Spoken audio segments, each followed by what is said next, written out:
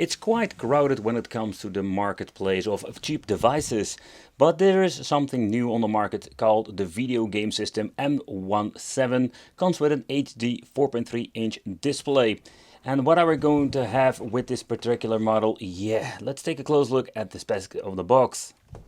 But let's take a close look at the spec list. So first of all, it comes with emu-elec 4.3. So the emulation, we do have the support for PlayStation Portable, PlayStation 1 and N64. Particularly PlayStation Portable and N64 is what we're going to test out. Quad-core Cortex A7 all the way up to 1.2 GHz, 2 gigs of RAM, 64 GB of storage, and the display is a 4.3 inch with a resolution of 480 by 272 IPS. And the battery is only 2000 milliamps. But let's take a closer look. So first of all, when you're looking at the form factor and the weight, it does have a very nice weight to it. Not like the cheap weight. So here we're going to have the handheld itself. So the ABXY button, they feel quite nice to be honest. So the overall quality, the touch, it's not bad at all. The joysticks are looking like a Nintendo Switch, but they don't have to click.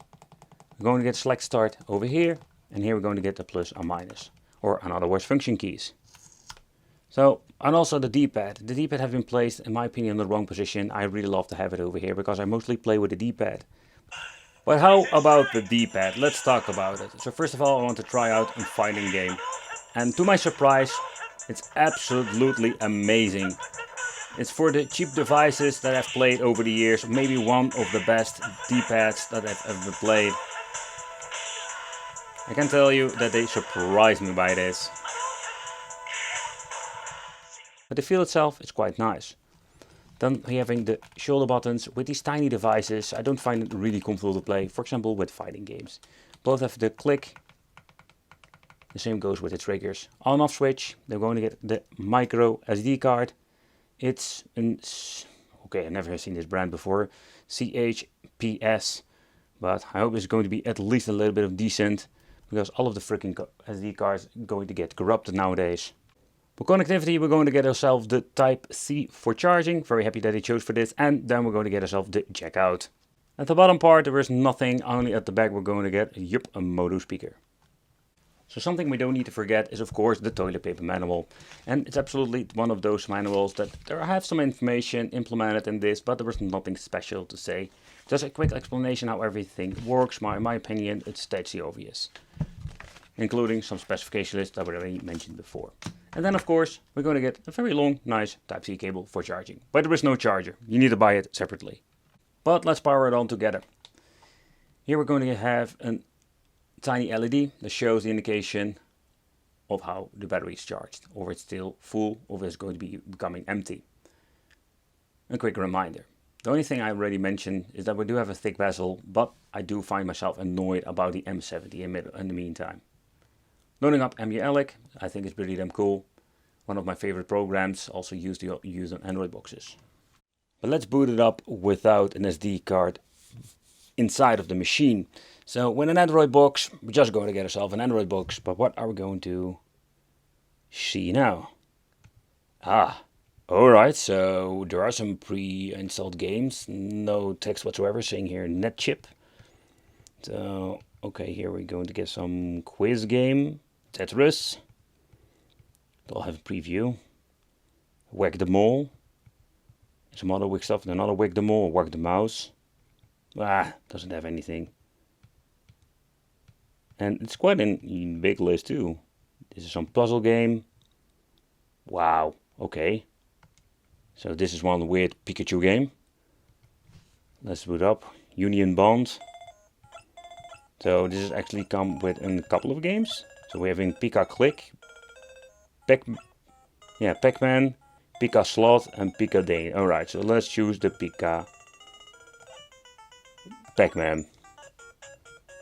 Okay, so if you think you've seen everything...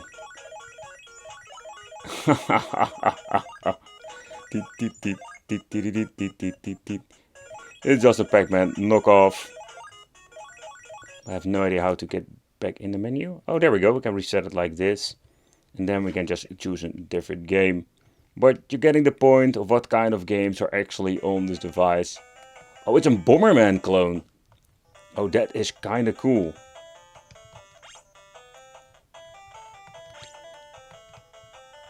So I'm guessing they were selling this also as an basic like 8-bit device. Alright. But let's take a close look at the emu-elec software. So first of all, some of you are following me here on the channel.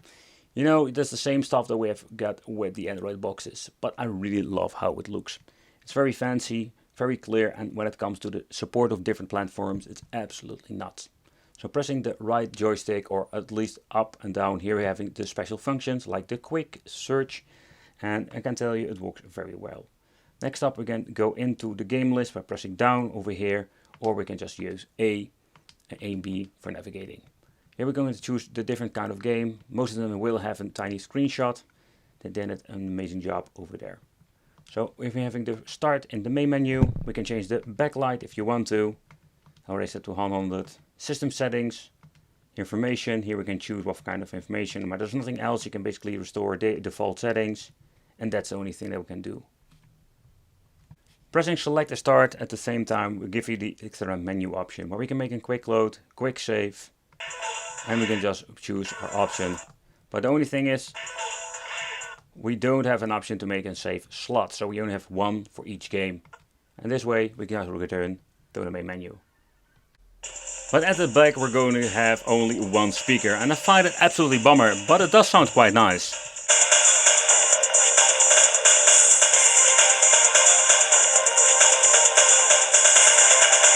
Well, we already talked about the IPS panel. I must say, seeing it now is absolutely great. It's just cool to see a cheap device that actually comes with a decent display. Take consideration the front glass they are using is very cheap, so it will be scratch sensitive. But when you're looking at the display, this makes it really worth it. And that is one of the cool features of this very cheap device. But booting up the system already giving me the notification that it's going to be running with the choppy audio.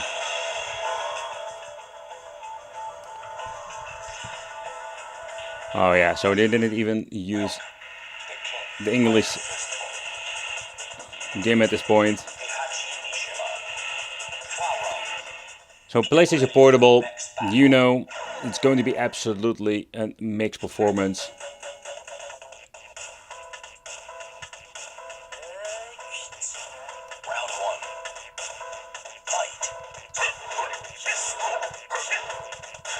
And if getting into the gameplay, you can see we do have an overall okay performance.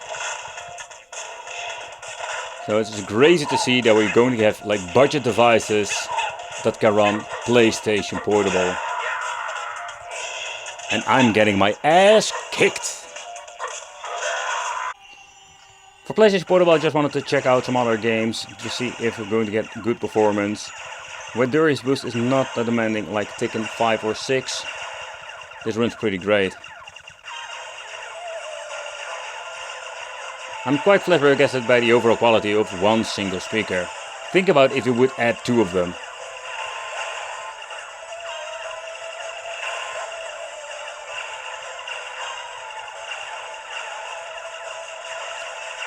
Well, personally, I can really enjoy myself. Pressing the select and start will give you the famous option over here, but that's it. You can make quick load, quick save. That's kind of cool. But again, it's when it comes to the interface, it's just an easy to use program or piece of equipment and so. Next up, let's try some Mega Drive. I can still remember when the first time I got my Mega Drive, I had Sonic the Hedgehog 1 and of course the Alternate Beast.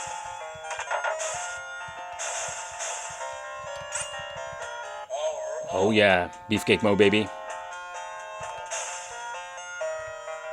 But also a great emulation performance. Well, let's dive into the PlayStation 1 emulation, where we have a gazillion devices that can actually play PlayStation 1. I don't expect any issues whatsoever. Let's crank up the sound. Oh yeah, ooga booga. But it's one of those systems that run without any problem, and I think it's pretty damn cool. But what is interesting, we do have the disk control option in this thing. Now that is something new. And here we can change out disk index, disk cycle tray status, and the disk image append. So that's interesting, and I'm guessing this is more if you have multiple disk games. But getting into the N64, they're also going to have a lot of problems when it comes to these cheaper devices. Of course, even the expensive Anbernic or Powkiddy have even problems with emulation, so I was not really expecting anything better when it comes to a cheaper device like this. If you're going to deep dive into the rabbit hole of games, there will be a couple of them maybe to actually enjoy. But I just wanted to show you Ridge Racer because this is going to be overall the performance which you're going to have with a device like this. Flickering, stuttering, and extreme slowdowns. Of course a bummer because N64 does have some hidden gems when it comes to certain games. Alright, next up let's take a close look at some Game Boy Advance. And of course pressing the wrong button, like always.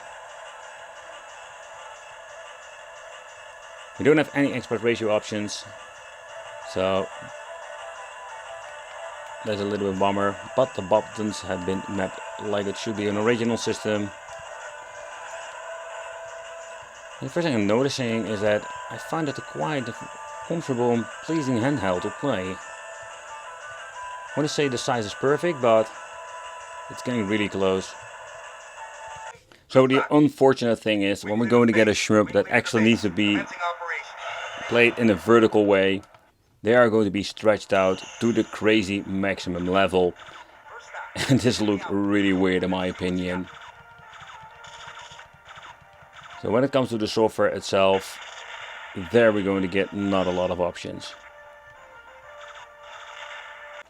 Next up, I just wanted to check out some Neo Geo and test out if we can actually play some Art of Fighting 3. But it's not really a surprise that it actually runs pretty good. Where we find a lot of problems with this particular game on other cheaper devices, this runs perfectly. In combination with the amazing D-pad, I can just really enjoy myself some Art of Fighting 3 here.